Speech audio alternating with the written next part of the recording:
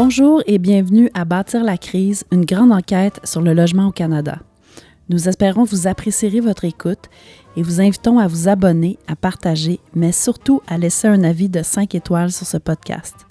Nous nous efforçons de le rendre accessible au plus grand nombre et vos avis augmenteront notre visibilité dans l'algorithme. Pour d'autres excellentes enquêtes, rendez-vous sur pivot.québec et découvrez également notre Substack duoduet.substack.com. Bon épisode! Pour notre enquête, nous avons interviewé plus qu'une trentaine de personnes, principalement au Québec. Mais la réalité, c'est que ça concerne chaque région d'Amérique du Nord. Véronique Laflamme, porte-parole du Front d'action populaire en réaménagement urbain, le FRAPRU, l'explique bien. Bien, je dirais d'abord un mot sur l'ensemble du Québec, puisque c'est un regroupement provincial. La crise du logement qu'on vit actuellement au Québec, là, c'est, je dirais, la plus étendue de l'histoire moderne du Québec. Elle se traduit d'abord par une pénurie généralisée. Il y a eu ce qu'on a appelé des crises du logement au début des années 2000, au début des années 2010, qui a touché Montréal, Québec, Gatineau, Sherbrooke. C'est des périodes de pénurie très importantes, mais qui ont touché principalement les grands centres urbains. Au moment où on se parle, toutes les villes du Québec ont un taux d'inoccupation qui est sous le seuil dit d'équilibre du marché de 3 %.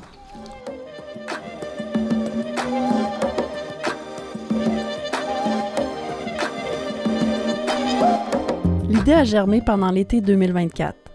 Isaac a entendu parler d'une manifestation à Verdun concernant une femme expulsée de son logement au plus fort de la pandémie. Le propriétaire lui aurait dit que c'était pour loger sa famille. Mais l'appartement est plutôt devenu un Airbnb qui génère 3 000 $ par mois. Donc, qu'est-ce qui s'est passé avec l'appartement et toi? Moi, j'ai déménagé en 2010. Je restais 10 ans dans cette maison-là. La maison a été vendue. Le monsieur qui a acheté, il a dit qu'il voulait qu'on sorte. Moi et les voisins d'en haut, parce qu'il prétendait qu'il allait vivre dans l'appartement en bas, sa mère en haut.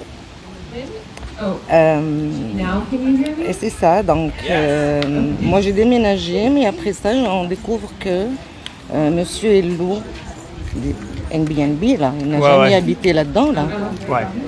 Donc pour moi c'est une très grande injustice. Oui, moi j'ai passé à travers ça, mais je veux pas que d'autres familles vivent la même chose là. Donc pour moi il faut avoir une loi là qui est pour... Voyez-vous, pour que ça se répète pas, là. Ouais. À l'époque, il avait 14 ans, là, quand le monsieur est venu pour qu'on déménage. Maintenant, il a 18 ans. Aujourd'hui, il travaille. C'est pour ça qu'il n'a pas pu venir, là, avec moi à la manif. Est-ce que c'était pendant la pandémie? C'était pendant le COVID, exactement, ouais. En 2020. Et moi, je travaillais dans la santé comme préposée aux bénéficiaires. Donc, il y avait beaucoup de stress avec le COVID, avec ma fille qui était en plein, 14 ans, plein d'adolescence. Hein. Donc, c'était un gros morceau pour moi de gérer tout ça, là. Ouais. Et qu'est-ce que tu as fait après? Comment est-ce que tu as trouvé un autre appartement? J'ai commencé à chercher. J'étais très chanceuse d'avoir un autre appartement, justement, juste ici à Verdun. Et je sais que c'est pas tout le monde qui a cette chance-là. Voyez-vous? Parce qu'au moins, j'ai trouvé... Parce que je ne pouvais pas déménager de Verdun. Mon travail était... Je travaille avec le SLUS. À Montréal, Verdun, c'est l'épicentre de la crise du logement. On a l'impression que ce quartier est devenu un regroupement d'Airbnb plutôt qu'un véritable voisinage. Bien, bonjour. C'est quoi ton nom? Marie-Frédérique Saint-Ange, je suis coordonnatrice au comité logement de Verdun. OK, parfait. Et pourquoi on fait la manifestation ici aujourd'hui? On a appris qu'il y a une femme monoparentale qui habitait son logement depuis 10 ans, qui a été victime d'une reprise de mauvaise foi de la part de son propriétaire. Et puis aujourd'hui, c'est un Airbnb qui est loué à plus de 3 500 $ par mois qui s'est installé dans notre quartier. C'est un pattern qu'on voit se répéter très souvent. Donc, on est venu manifester notre mécontentement parce qu'on a essayé très fort auprès de notre conseil d'arrondissement puis auprès de la Ville de Montréal, du gouvernement du Québec, d'essayer de demander des réglementations plus serrées autour d'Airbnb ou même un arrêt total là, des Airbnb, surtout en pleine période de crise du logement. Verdun particulièrement a été touché par une courbe de gentrification très intense. les gens n'arrivent plus. Puis c'est important qu'on mette les gens au devant du profit. On a des augmentations des prix du loyer qui varient entre 15 et 19% par année. Dans notre quartier, c'est énorme.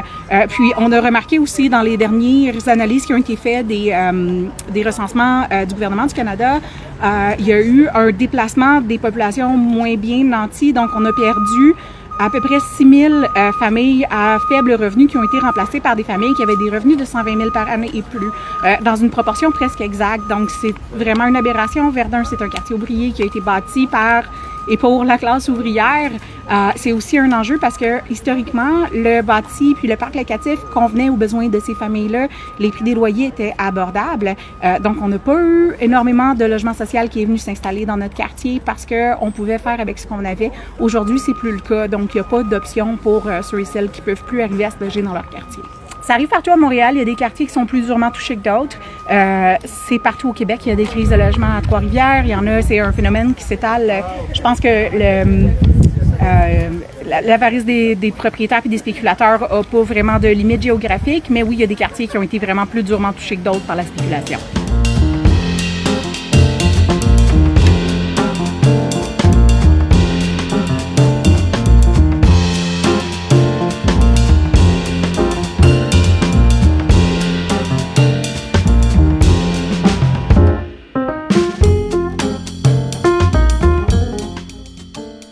Mais en réalité, ça va mal partout. Il existe deux mondes. Un dans lequel des gens peuvent payer leur logement sans souci, et l'autre dans lequel la majorité des gens sont engloutis par le coût de la vie et ont du mal à joindre les deux bouts. Même avant la pandémie, c'était déjà clair que la crise s'aggravait. Beaucoup parlaient de crise du logement, tandis que le gouvernement refusait de le reconnaître. Les prix élevés de l'immobilier donnaient l'impression d'une richesse nationale.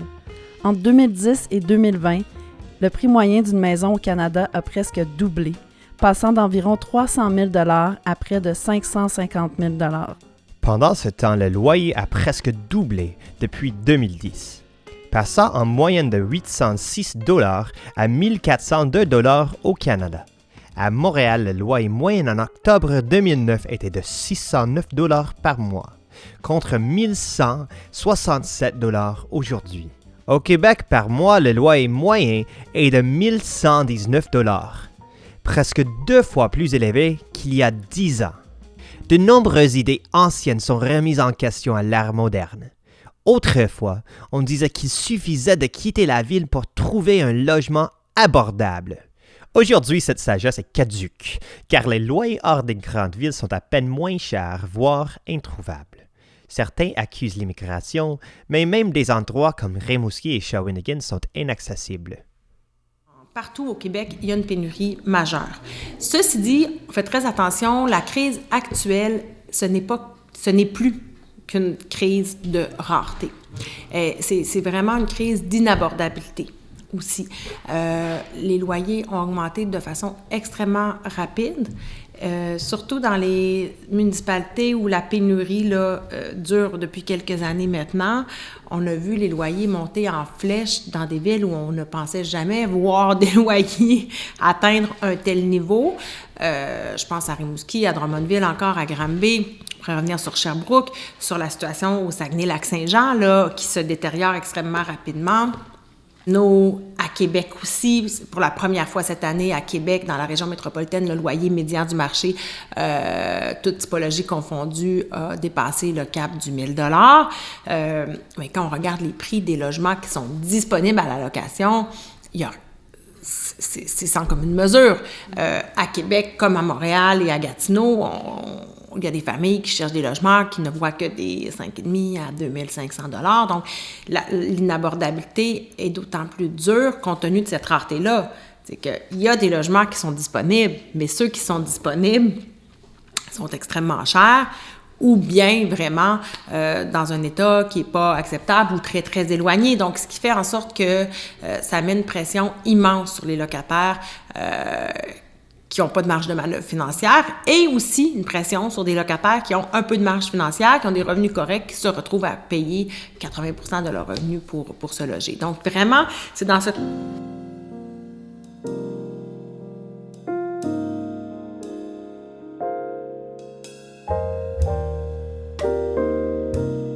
Depuis plus de 40 ans, le Canada n'a pas préparé une hausse de la population comme celle d'aujourd'hui.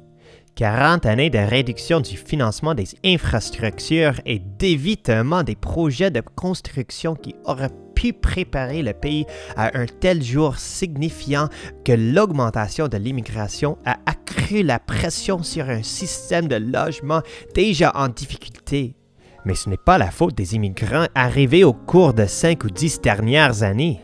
Les villes affichent moins d'1% de logements disponibles et les petites municipalités moins de 0,5%. Les prix continuent d'augmenter et presque aucune loi ne protège les locataires. Au contraire, au Québec, des lois ont été modifiées pour favoriser les propriétaires. Le gouvernement de la CAQ a adopté la loi 31 limitant les cessions de bail. Cette loi controversée a été adoptée en 2022 malgré de nombreuses protestations et reste impopulaire. Depuis la pandémie, le coût de la vie a augmenté de 17,5% entre 2020 et 2025. Le pic annuel d'inflation le plus élevé au Canada après la pandémie a atteint presque 9% contre 20% lors de la Grande Dépression. Pendant la récession mondiale de 2007, ce taux n'était que de 3 à 4%. Alors, quand tout cela a-t-il commencé? Les discussions étaient animées pendant le COVID, mais certains évoquaient déjà le problème en 2010. Toutefois, selon les experts, la crise a commencé dans les années 80-90, sous les mesures d'austérité des gouvernements Mulroney et Chrétien. Alors, pour mieux comprendre nos problématiques actuelles, on a demandé à l'urbaniste et professeur à l'Université de Montréal, Jean-Philippe Meloche, de nous expliquer le marché immobilier et la gentrification. C'est sûr que dans l'histoire, il y a toujours eu des périodes où il y a des... Tu sais, en gros, là, en économie, on va dire l'offre la demande. Il y a des gens qui veulent se loger, puis il y a des gens qui veulent construire ou gérer ou posséder des logements. Mais des fois, il peut y avoir une demande, puis on n'a pas construit des logements. Non, on va faire du rattrapage, on va essayer d'en construire. Les économistes vont dire que le marché joue de lui-même, c'est-à-dire que si la demande augmente mais on n'a pas construit les logements, les prix vont monter. Le fait que les prix montent, ça va donner envie à des gens de construire plus de logements parce que ça se vend plus cher, c'est plus intéressant. Donc les gens vont se mettre à construire des logements. Habituellement, les marchés sont lents à réagir, fait que les gens vont construire des logements jusqu'à ce qu'on s'aperçoive que finalement on a construit trop, il y en a plein des vides, on n'est plus capable de les vendre. Puis population et formation de ménage, c'est deux choses différentes aussi. C'est la formation de ménage qui crée la demande pour le logement et pas nécessairement la population en tant que telle. Donc, on peut avoir des populations plus importantes avec des demandes plus faibles en logement si c'est des familles, parce qu'ils s'entassent dans les logements, les familles. Un parent ou deux parents avec 3 enfants sont 5 dans un logement. Quand ce n'est pas des familles, quand la population vieillit, par exemple, puis là, on est dans une population vieillissante et plus riche, ça fait qu'il y a 2 facteurs là, qui viennent générer quelque chose. Les gens veulent habiter seuls. Pourquoi? Parce qu'ils n'ont pas d'enfants, ils n'ont pas envie d'en avoir, ou ils en ont eu puis ils n'en ont plus parce que la population vieillit. Donc, le vieillissement de la population, c'est un facteur qui explique ça. L'accroissement de la richesse, c'est un autre facteur. C'est-à-dire que plus je suis riche, plus je veux de logement. C'est assez banal. C'est-à-dire plus je suis riche, plus je veux de tout. Donc, le logement, ça suit la même chose que tout le reste. Fait que si on est dans le même stock de logements, mais les gens sont de plus en plus riches, qu'est-ce qu'ils vont faire? Bien, ils vont chercher à réoccuper les logements, mais en diminuant le nombre de personnes par logement pour avoir des logements plus grands. C'est un peu bizarre quand je le dis comme ça. Je vous donne l'exemple du plateau Mont-Royal. J'aime beaucoup ça le donner. La population du plateau Mont-Royal en 1966, c'était à peu près 170 000 habitants. Aujourd'hui, ils sont tout juste autour de 100 000. Donc, n'importe qui va regarder ça va dire « Mon Dieu, ça va donc bien mal sur le plateau Mont-Royal. Il doit y avoir des maisons placardées. Les gens sont partis. Les gens ont fui. » Je veux dire, non, ça n'a jamais valu aussi cher que maintenant. C'est juste le changement démographique fait en sorte que dans les années 60, on avait des familles modestes qui habitaient sur le plateau Mont-Royal à plusieurs personnes par logement. Aujourd'hui, pour être capable d'avoir un niveau de vie intéressant avec le type de logement qu'on y trouve, du moment où on est 2, on a déjà rempli la maison. C'est des maisons trop petites pour être plus que 2. Et le fait que les gens sur le plateau soient beaucoup plus riches aujourd'hui qu'ils l'étaient il y a longtemps, ça fait en sorte qu'ils occupent le même espace, mais en étant beaucoup moins nombreux. Et pour tous ceux qui habitent plus là, il a fallu construire des maisons ailleurs. Donc, ça fait partie de la demande pour le logement. Donc, être le vieillissement de la population qui crée des ménages de une personne, mais aussi l'accroissement de la richesse. Les deux combinés ensemble, ça explique pourquoi les gens occupent les logements comme ils les occupent. Deux problèmes là-dessus aussi. C'est important de distinguer, est-ce qu'il y a assez de logements pour tout le monde? Puis est-ce qu'on a des logements pour les personnes qui sont plus défavorisées? Puis c'est pas le même enjeu nécessairement. Il y en a un, c'est un enjeu qui est tout simplement mathématique. J'ai 10 familles, ça me prend 10 maisons. Si j'ai 9 maisons pour 10 familles, j'ai une famille dans la rue. Puis là, les gens vont se battre pour les maisons, faire monter les prix, ils vont finir par faire de la colocation, ils ne seront pas heureux personne, mais on va finir par loger le monde, mais je manque de maisons. Après, dans ma population, j'ai des plus riches puis j'ai des plus pauvres. Puis dans toutes les sociétés du monde, il y a des plus riches, des plus pauvres, puis on a une sorte de distribution. Habituellement, le plus nombreux, c'est dans le milieu, c'est-à-dire ce qu'on appelle la classe moyenne. C'est généralement ce qu'on a le plus nombreux. Une société qui répartit bien sa richesse va avoir pas trop de pauvres. Puis potentiellement pas trop de riches non plus. Une société plus inégalitaire va avoir un milieu un petit peu plus serré, puis il va y avoir beaucoup plus de personnes pauvres, puis potentiellement plus de personnes riches ou des personnes riches plus riches. Donc, tout dépendant de comment on distribue, les inégalités se font là-dedans. Et si on laisse tout le monde avoir le logement qui correspond à ses moyens, si on laisse aller la distribution, on va se retrouver de manière très naturelle avec des gens qui vivent dans des abris de fortune. Parce qu'ils n'ont pas d'argent. Ils n'ont pas d'argent pour se loger. Ils vont trouver un coin, ils vont squatter, ils vont prendre des matériaux, des fois des matériaux doux, des toiles, des choses comme ça, ou des matériaux plus durs. Ils vont trouver des planches, des bouts de tôle, puis ils vont créer quelque chose, puis ils vont habiter là-dedans. La gentrification en tant que telle, c'est un contexte particulier.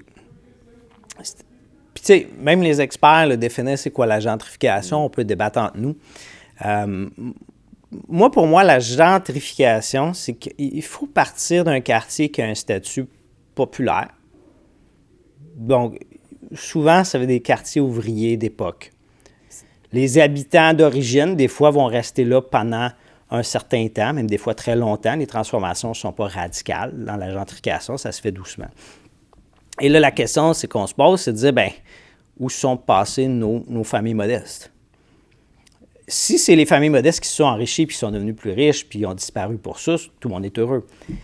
Si c'est pas ça le cas, c'est-à-dire qu'ils ont été déplacés ou qu'ils se sont retrouvés à devoir habiter plus loin, donc dans des quartiers un peu moins bien desservis en service, bien là, on va dire que la gentrification amène quelque chose de potentiellement mauvais ou du moins nous incite à réfléchir nos politiques publiques pour être capable de comprendre où ont été déplacées ces populations-là, comment ils vivent maintenant, puis est-ce que l'opération au net, là, parce qu'on a aidé, tu sais, l'agent gentrificateur, moi j'appelle l'agent gentrificateur, c'est la personne qui crée la gentrification par son choix d'aller occuper ces logements-là. Est-ce que lui a causé un tort à quelqu'un d'autre qui s'est déplacé par ailleurs puis qui aurait vu sa qualité de vie diminuer?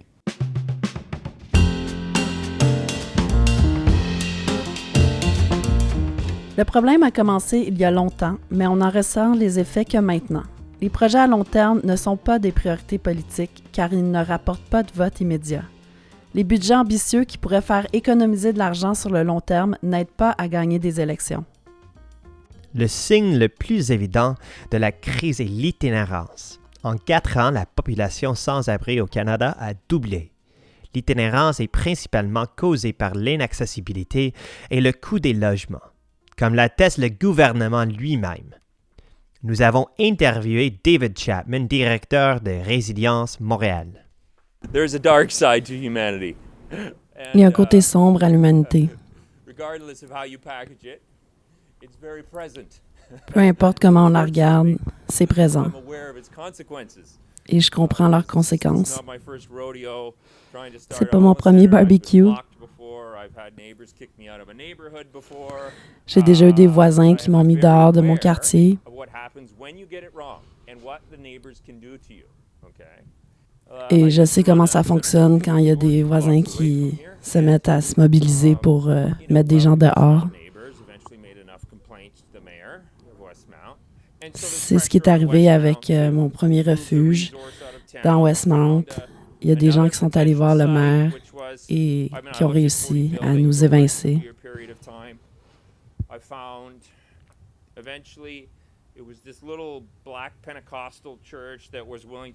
Finalement, on a trouvé un local, une ancienne église de la Pentecôte. Et puis finalement, on a réussi à s'installer là-bas. Mais ça n'a pas été évident. Et c'est surprenant parce que des fois, on a des alliés qu'on penserait qu'ils vont nous aider et qu'ils ne le font pas. Des gens plus à gauche, disons. Et puis finalement, ils ne sont pas là quand vient le temps de se mobiliser pour nous aider.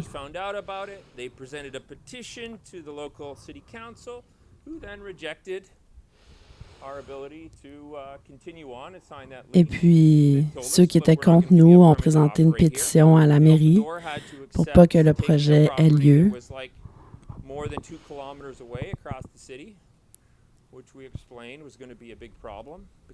Et on voulait qu'on s'installe plus loin de la ville, mais c'est un problème pour nous parce qu'on a besoin d'avoir accès à des ressources qui sont en ville. Finalement, en 2018, on a réussi à s'installer quelque part.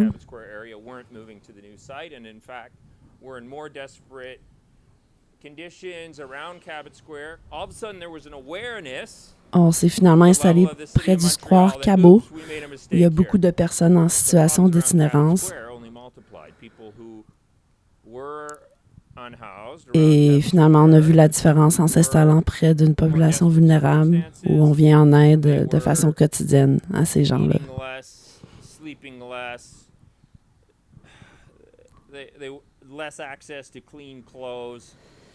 Donc, c'était des personnes qui dormaient pas beaucoup, qui n'avaient pas accès à des douches, à des vêtements, à de la nourriture. Et c'est ce que fait notre refuge.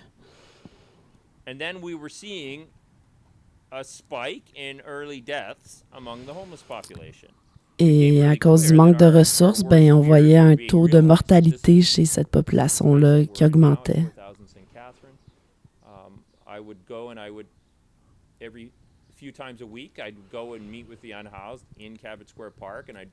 Et avant qu'on ait le refuge, j'allais quelques fois par semaine dans le square Cabot, puis je distribuais de la nourriture, des vêtements pour tenter de les aider, jusqu'à temps que finalement on ait le centre de jour. J'ai même sondé la population en disant « Hey, qu'est-ce que vous pensez si on ouvrait un refuge au coin de Maisonneuve et Sainte-Catherine? Est-ce que vous viendriez? Est-ce que vous trouvez ça intéressant? »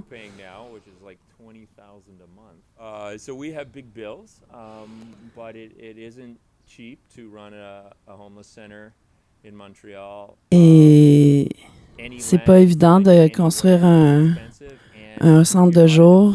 Ça prend beaucoup d'argent, ça prend beaucoup de ressources. Et il y a des personnes qui veulent pas qu'on loue aucun local nulle part. C'est un peu le symptôme du pas dans ma cour.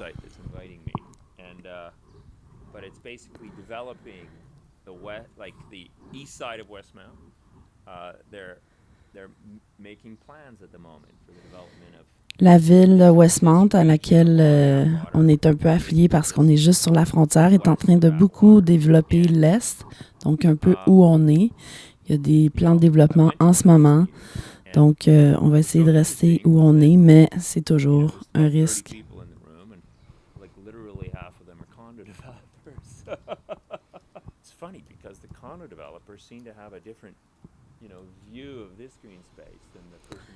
Les développeurs immobiliers ont évidemment un enjeu et un intérêt à nous voir partir pour pouvoir développer leur propre projet.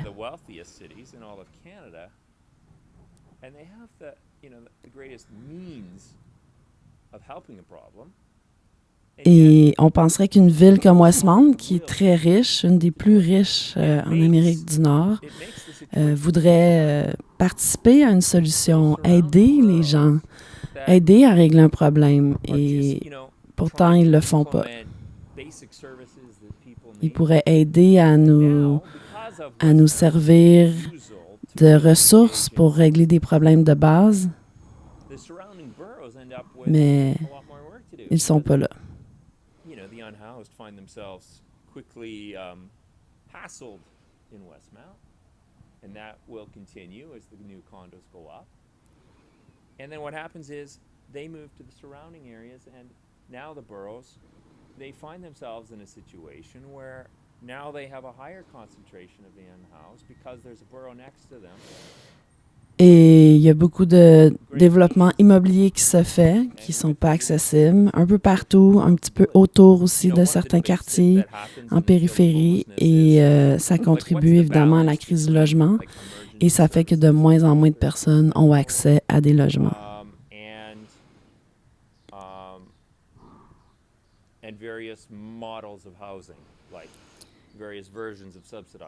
Il faudrait plusieurs modèles de logement.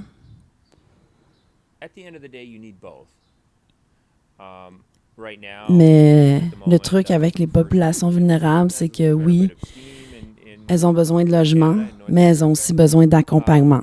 Il faut vraiment que ce soit les deux. On ne peut pas juste mettre ces personnes-là dans des appartements. Il faut les accompagner avec des services sociaux pour les sortir de certains autres problèmes psychosociaux, psycho-économiques que ces personnes-là ont souvent. Et la crise, ça touche aussi particulièrement les populations racisées, marginalisées, dont autochtones. Before long, they share videos of, look what happened with this Inuit person in my building. They were, intoxicated while talking on the phone. Et nos détracteurs, des fois, filment des incidents qui se passent avec certaines personnes de ces populations-là et diffusent ça.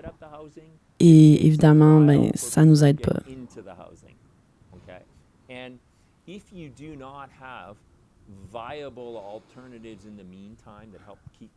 faut vraiment des alternatives viables où on aide et on accompagne les gens dans leurs besoins de base, comme les nourrir, les habiller, avoir une hygiène de vie.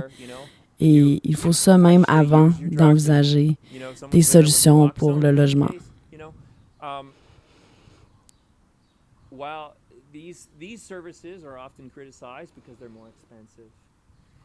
Ces services-là sont souvent critiqués parce qu'ils sont plus chers, mais en même temps, ils sont des étapes essentielles à sortir quelqu'un de la rue, par exemple, et sont les premières étapes vers les accompagner en étant autonomes, en vivant dans un logement.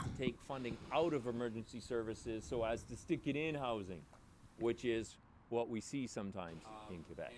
Okay?